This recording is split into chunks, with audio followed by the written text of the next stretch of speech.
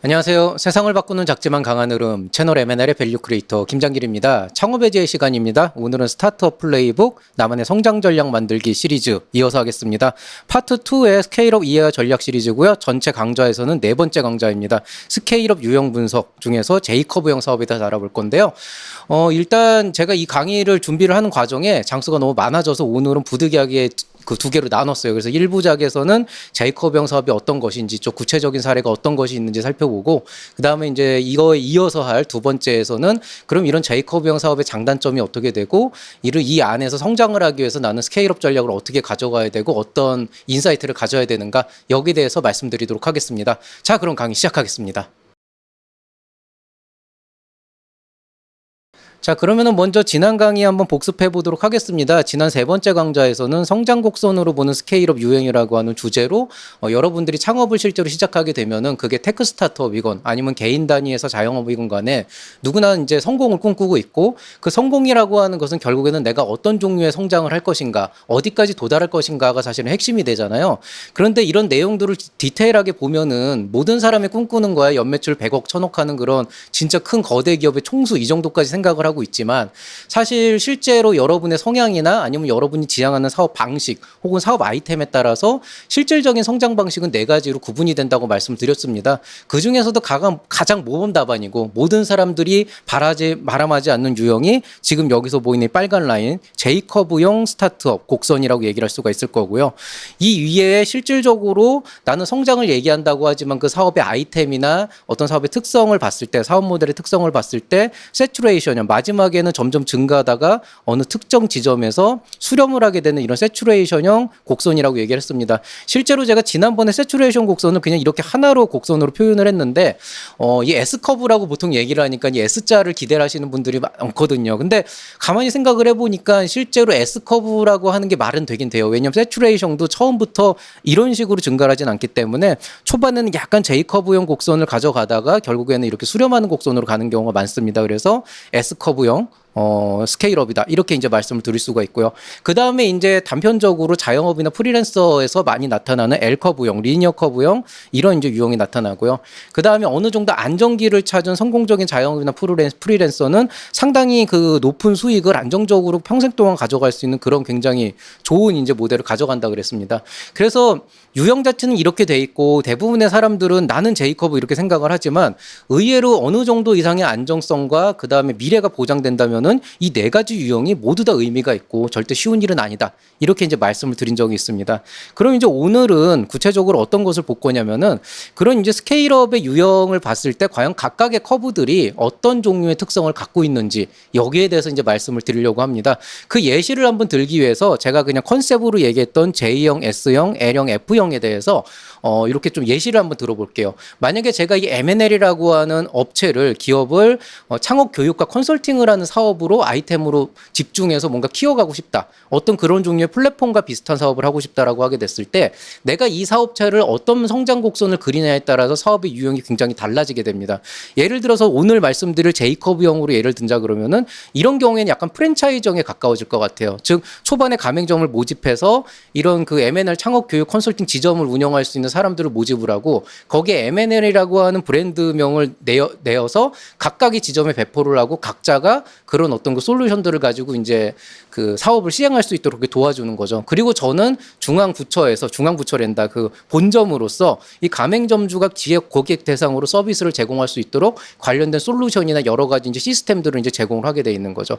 기본적으로 브랜드 판매가 돼 있고 어느 정도 브랜드가 보장이 된다 그러면은 가맹점주 중에서는 그냥 혼자서 창업 컨설팅이나 학원을 운영하는 것보다는 M&A라는 이름을 붙여서 하는 게 더 유리할 수 있기 때문에 생각보다 확장도 되게 빨리 가능한다. 다만 문제는 각각의 가맹점주들은 저와 독점 계약, 그러니까 독점이라기보다는 저와 직접적으로 계약을 맺은 사업적 협업 계약을 맺은 거랑 마찬가지이기 때문에 제가 시스템이나 솔루션을 제공하고 어느 정도의 규약을 제공하겠지만은 실제 사업의 전반적인 운영이나 이런 것들은 가맹점주들에게 조금 집중될 수밖에 없습니다. 그러다 보니까 좀 관리가 어려워지는 그런 유형들이 있겠죠.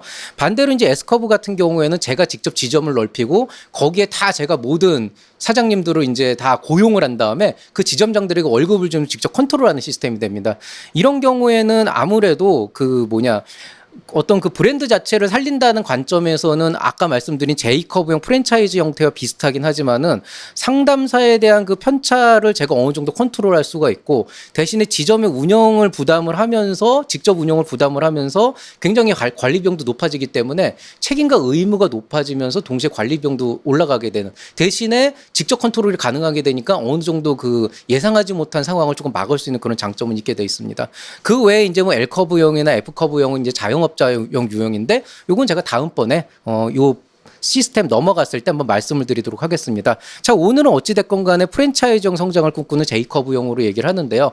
어떤 분들은 왜 F부터 시작을 안 하지 이렇게 생각을 하실 수가 있거든요. 근데 실제로는 이거는 제가 볼 때는 가장 성공적인 우리가 흔히 바람하지 않는 급성장 모델부터 따지는 게 맞기는 맞아요. 왜냐하면은 S나 L형이나 F형으로 가면 갈수록 모델 자체가 단순해지게 되는데 그만큼 우리가 좀 더 정교한 모델들을 적용해야 되기 때문에 오히려 J커브부터 얘기하는 게 실질적으로는 강의적으로는 맞습니다. 그래서 오늘은 그 얘기를 좀 집중적으로 얘기를 하겠습니다. 자, 그럼 우리가 흔히 얘기하는 이런 J커브형 스케일업이라는 건 어떤 걸 얘기를 하냐 이걸 살펴보면은요. 일단은 처음에는 굉장히 많은 타임과 리소스를 넣지만은 밸류에이션 자체가 그렇게 높아지질 않습니다. 아무리 노력을 해도 초반에는 매출이 나오기가 쉽지 않은 구조예요. 계속 가맹점을 열고 계속 확장을 한다고 하지만은 실제로 그게 시장에 안정적으로 자리를 잡고 사람들에게 인지도를 높여가지고 어떤 그 본격적인 어떤 매출 성장과 수익 성장을 기대를 하려면은 그만큼 많은 시간을 노력을 해야 됩니다. 즉 제가 그냥 M&L 이렇게 만들고 지역에다 그냥 가맹점 모집합니다라고 해가지고 하는 건 한계가 있고 일단 자체적인 브랜딩도 필요하고 그 브랜딩을 안착시키는 과정, 그 안에서의 홍보 과정, 또 그거를 준비하는 시스템이나 솔루션들을 체계하는 과정, 이 과정들이 실질적으로는 제가 다른 사업을 해서 거기에다 돈을 메꾸지 않는 이상은 그 사업 아이템 자체적으로 보면 굉장히 많은 투자가 이루어지고 그럼에도 불구하고 이거를 본격적으로 런칭시켰을 때 어떻게 될 수 있지라고 하는 그런 불안함이 생기게 되는 거죠. 그렇기 때문에 이 사업을 주도하는 대표인 제 입장에서도 또 여기에 뭔가 희망을 가지고 어떤 그 투자를 들어오려고 하는 투자자의 입장에서도 어느 정도 큰 투자 손실이 발생할 수도 있다. 이거를 감수로 하고 이 정도의 리스크를 감수하고 급격한 성장을 목표로 합니다. 그리고 그렇기 때문에 어느 시점에 제가 정상적으로 안착을 시켜가지고 본격적인 매출이 발생하고 내가 원하는 어떤 그 임계점을 넘어가기 전까지 그 임계점이 한 여기쯤 된다 그러면 여기가 내려가기 전까지 시간적으로는 타임 앤 리소스가 이렇게 된다 그러지만 실질적인 성장 곡선은 굉장히 불안한 상황을 만들 수가 있고 거기에서 어떤 큰 형태의 데스밸리가 형성이 되면서 이 안에서 실제로 사업 자체가 아예 세상에 빛도 못 보고 그냥 고꾸라질 가능성도 있습니다. 실제로 보면은 막 그 유튜브나 이런 데 보면 되게 성공적인 스타트업 대표로 막 여기저기 알려주고 막 어디서 뭐 몇십억 투자를 받았다니 그러는데 정작 몇 년 지나니까 쥐도 새도 모르게 사라진 경우가 있잖아요. 그냥 이 대표님 영상은 있는데 이 사업체 어디 갔지 찾아보면은 뭔가 사라져 있거나 운 좋게 어떻게 운 좋게 엑시트한 경우도 있지만 보통 그런 경우도 되게 많거든요. 그런 경우가 흔히 얘기하는 데스밸리에서 벗어나지 못한 거죠. 이게 일종의 숙명이라는 겁니다. 그래서 이런 부분들에 이제 문제가 있지만 만약에 내가 어떤 형태로 그 난리 부르스를 치건 임계점을 넘어가서 안착을 시키는데 성공을 한다 그러면 그때부터 급속한 성장이 이루어집니다. 그렇기 때문에 초반의 리스크가 굉장히 크지만은 실제로 그만큼 리턴도 굉장히 많이 들어오는 전형적인 하이 리스크, 하이 리턴형 스케일업이라고 하고요. 아무래도 이 사업이라는 거는 기본적으로 인생 한 방이라고 하는 그런 어떤 마인드가 없진 않아요. 그렇기 때문에 그런 관점에서 제이커브형 스케일업은 가장 모든 사람들이 바람하지 않은 모험적인 스타트업의 스케일업 유형이 아닐까 이렇게 이제 생각을 할 수가 있습니다. 자, 그럼 이런 대표적인 제이커브형 성공의 창업 사례는 뭘까라고 하면은 제일 먼저 들 수 있는 거는 배달의 민족, 우한 형제들 같은 케이스가 되겠죠. 뭐 지금이야 배달의 민족이 뭐 수수료나 여러 가지 이슈들로 많이 좀 이슈가 많죠. 많이 욕도 먹고 있고 뭐 여러 가지 뭐 자영업자들의 어떤 어려움이나 이런 것들도 얘기가 나오고 있지만 실상적으로 배달의 민족이 2012년도에 처음 런칭했을 때는 김봉진 대표와 동업자 한 명하고 처음에 그냥 조그만 사무실에서 한 3천만 원 정도의 자금을 가지고 시작했던 회사라고 합니다. 그리고 그 시작점에는 정말로 김봉진 대표가 동네를 다니면서 전단지를 줍고 여기저기 돌리고 하면서 그거를 하나로 묶어서 온라인에 옮긴다라고 하는 그런 어떤 기본적인 아이디어에서부터 시작하는 게 사실인 거죠. 그리고 나서 한동안 굉장히 고전을 했지만 어쨌든 그 플랫폼을 하나로 엮고 비교적 빠른 시간 안에 사람들이 그 안에서 이런 정보들을 얻어내게 되면서 접속률이 높아지고 거기에서 투자를 받아서 본격적인 성장을 이루게 됩니다. 그 사이에 굉장히 많은 풍지풍파가 있었고 뭐 실제로 막 뉴스에서 여기저기 막 이런 배달의 민족 얘기를 다루기도 하고 뭐 여러 가지 이슈들이 있었지만은 어쨌든 그런 여러 가지 역경과 고난을 헤치고 결국에는 3년 전인가요? 흑자 전환을 하면서 코로나 이슈와 같이 더불어서 흑자 전환을 하면서 딜리버리 히어로의 4조의 엑시스를 하게 되는 그런 쾌거를 이루게 되죠. 이런 형태가 흔히 얘기하는 제이커브형 성공 창업 사례가 되는 거예요. 사이에 수많은 고난이 있었고 수많은 욕도 얻어먹었고 그 사이에 여러 가지 이슈도 있었지만은 어떻게든 버티고 투자 자금을 받아가지고 확충을 해서 그 시점을 넘어가서 마지막에 한 방에 엑시스를 벌이는 그런 구조를 가지게 되는 거죠. 그렇기 때문에 뭐 배달의 민족을 폄하하려고 하시는 분들은 여기에 대해서 많이 욕할 게 없진 않지만은 실제로 스타트업의 성장 모델로 놓고 그 안에서 어떤 사업 모델로 본다 그러면은 굉장히 성공적인 창업 사례라고 볼 수가 있습니다. 자, 그 다음에 이제 최근에 이제 나오고 있는 건 당근마켓이죠. 이쪽도 지금 최근에 약간 좀 다른 이슈가 있어가지고 당근마켓 자체는 문제가 아닌데 최근에 페이 쪽 이슈가 있어가지고 조금 힘든 시기가 오지 않을까 예상이 되긴 하지만은 당근마켓은 지금 현 시점에서는 굉장히 높은 밸류에이션을 받고 앞으로 성장할 거다라고 하는 기대를 하는 그런 어떤 그 솔루션 중에 하나입니다. 시작 자체는 그냥 동네의 중고거래, 즉 여태까지는 중고나라라고 하는 그런 이제 기존의 사이트에서 사람들이 게시판에 글을 올리고 서로 뭐 이렇게 좀 뭐라는 교류를 한 다음에 연락을 한 다음에 거기에서 뭐 직거래를 하던 아니면 택배 거래를 하던 해가지고 했는데 그만큼 이제 여러 가지 그 소통을 하는 단계도 어려움이 있었고 또 중고나라 같은 그런 이제 기존의 플랫폼들은 결국에는 그 플랫폼 안에서 해결할 수 있는 게 한계치가 있었기 때문에 여러 가지 사기 사례도 있었다고 한다 그러면 그거를 동네라고 하는 지역에 한정을 짓고 그 안에서 실질적인 거래가 일어나게 하고 그 중고 거래에서부터 시작해서 나중에는 사람들의 온도나 이런 것들을 통해서 각자의 고객으로서의 어떤 점수 그 다음에 그쪽 어떤 일을 내보내는 어떤 그 사업자로서의 점수 같은 것들은 이제 기표가 되면서 실제는 그 안에서 고용이 이루어지거나 어떤 여러 가지 용역이 실제로 이루어지기도 하죠. 그런 과정에서 당근마켓이라고 하는 건 처음에는 동네 지역 간 중고거래라고 얘기를 했지만 이제는 탈지역화를 이루면서 굉장히 전국 규모적인 그런 이제 중고거래 플랫폼 그 외에 이제 어떤 인력거래 플랫폼으로 자리를 잡게 됩니다. 그리고 그 안에서 당근페이라고 하는 솔루션이 도입이 되면서 좀 더 본격적인 이제 성장이 되고 실제로 재작년까지는 계속 투자금 한 2천억 원을 받아서 버티면서 연간 계속 적자를 냈었지만은 올해부터는 실제로 2023년 기준으로 흑자 전환을 하면서 성공적인 어떤 그 성장 사례로 지금 손꼽히고 있는 그런 사례라고 할 수 있습니다. 이것도 보면은 그 사이에 수많은 역경이 있었지만은 어쨌든 이 회사가 실제로 재무제표를 살펴보면 지난 4년간 계속 마이너스 성장을 했었어요. 그러니까 마이너스 성장이란 말이 좀 이상하긴 하지만은 어쨌든 영업이익 기준으로 봤을 때 계속 마이너스 500억, 600억 이렇게 마이너스를 찍고 있었다고요. 그래서 영업이익률도 마이너스 150%, 140%, 120% 계속 이걸 유지를 하고 있었지만은 결국에는 그 시기를 넘어가서 거기 흑자 전환을 하게 된 사례고 앞으로 이제 성장을 위해서 많은 이제 기업들에서 실제로 투자가 이루어지게 돼 있고 그래서 실제로 보면은 이런 이제 투자를 하는 그런 이제 기업들도 그런 어떤 미래 가치를 보고 적자 구조를 가지고 재무제표상으로 상당히 불안함에도 불구하고 투자를 한 그런 사례라고 할 수 있습니다. 이것도 전형적인 제이커브형 창업 성공 사례라고 할 수가 있죠. 자, 그 다음에 이제 여러분에게는 많이 알려져 있지는 않겠지만은 리벨리온이라고 하는 AI 반도체 회사가 있습니다. 여기도 이제 그 기술특례 상장에 성공한 사례인데요. 여기는 AI 전용 반도체를 이제 만드는 그런 팹리스 기업으로 이 안에 굉장히 많은 이제 우수한 팀원들이 있었고 그 팀원들이 지속적으로 기업의 밸류에이션을 높아서 지금 당장도 어떤 구체적인 매출 구조 자체는 그렇게 높은 편은 아니지만은 워낙 밸류에이션을 크게 받아서 지금 8,800억까지 가고 있거든요. 그렇기 때문에 지속적으로 투자 자금이 들어와서 성장을 하고 있고 결국 어느 시점에서는 이 회사가 M&A를 통해 가지고 이제 그 엑시트를 할 것이다 이렇게 기대를 하면서 굉장히 성공적인 하드웨어 쪽에서는 굉장히 성공적인 그런 창업 성공 사례라고 얘기를 할 수가 있겠습니다. 또 이제 수아렉 같은 경우에는 소프트웨어 솔루션으로 가장 이제 대표적인 그 사례라고 할 수가 있는데요. 수아렉 같은 경우에는 서울대학교에서 실제로 시작했던 그 창업 사례라고 할 수가 있는데 이것도 약간 AI 솔루션인데 이거는 아까 말씀드린 AI 반도체를 개발하는 팹리스가 아니고 반도체 공정에서 반도체 회로를 검사하는데 비전으로 이제 그 회로를 찍어서 그걸로 AI로 불량 부분을 이제 검출하는 그런 어떤 AI 솔루션 소프트웨어 솔루션 쪽에 가까운 이제 그런 이제 회사라고 할 수가 있겠습니다. 이 회사가 제가 정확하게 기억은 안 나는데 2015년 정도에 처음에 창업을 시작해서 서울대학교 창업경진대회에서 1위를 하고 거기에서 400억의 밸류에이션을 받아서 서울대 기술지주의 자회사로 들어갔고요. 거기에서 점점 성장을 하다가 5년도 안 돼서 기업 가치를 2,300억인가를 받고 해외 기업의 M&A로 이제 엑시트를 한 그런 이제 사례라고 할 수가 있겠습니다. 이런 경우가 말 그대로 당장의 어떤 가시적인 매출이 나오지 않았어도 밸류에이션 자체가 높아 높아지면서 성공적으로 엑시스를 해서 성장을 한 그런 사례가 되는 거죠. 즉 말 그대로 제가 얘기하는 거의 대다수의 J커브형 창업 성공 사례들은 일반적으로 매출 기반으로 엄청나게 뛰어가지고 창업을 성공했던 사례보다는 대체적으로 시간과 자원을 투입을 해서 일정 수준 동안 기업의 밸류에이션, 기업의 잠재적인 성장 가치를 높게 인정을 받고 그것들이 어떤 성공적인 어떤 엑시트나 뭐 IPO 상장이나 아니면은 M&A를 통해서 성공적으로 이제 나간 그런 사례라고 할 수가 있겠습니다. 어떤 분들은 아니 뭐 M&A라고 해도 회사가 적자면 의미가 없는 거 아닌가라고 하지만은 실제로 이 회사를 M&A로 인수합병을 하는 회사의 경우에는 좀 입장이 다르겠죠.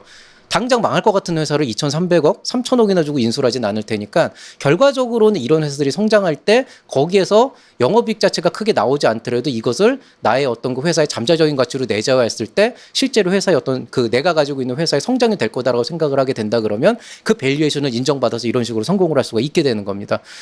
그리고 이제 제이커브형 창업에서 실패했던 가장 대표적인 사례는 이거는 이제 제가 너무 대놓고 얘기 못하니까 멋땡 포인트라고 하는 데죠. 네, 포인트를 가지고 통합해가지고 하는 사례인데 일단 최근에도 좀 이슈가 있잖아요. 여기랑 다르게 이제 지금 요새 이제 포인트 사건으로 되게 말이 많은데 제가 이거를 지금 대놓고는 말씀 안 드릴게요. 왜냐하면은 이게 또 어쨌든 공개 강좌이기 때문에 뭐 약간 그 비하를 할 수도 있는 부분이기 때문에 여기에 대해서 좀 말을 아낄 수밖에 없습니다만은 다만 이제 최근 이제 그 이슈가 되고 있는 큐땡이라고 하는 회사에서 나오는 그런 그 여러 가지 뭐 티땡이나 아니면은 뭐 위땡 뭐 이런 데에 밑땡땡 이런 데에 어떤 그런 그 사태들도 어떤 폰지 사기의 연장선 상에서 얘기를 하고 있지만은 근본을 보시면은 결과적으로는 소비자에게 너무나 많은 리스크를 지면서 혜택을 주는 것처럼 보였기 때문에 사기가 될 수밖에 없는 구도가 나오긴 했지만은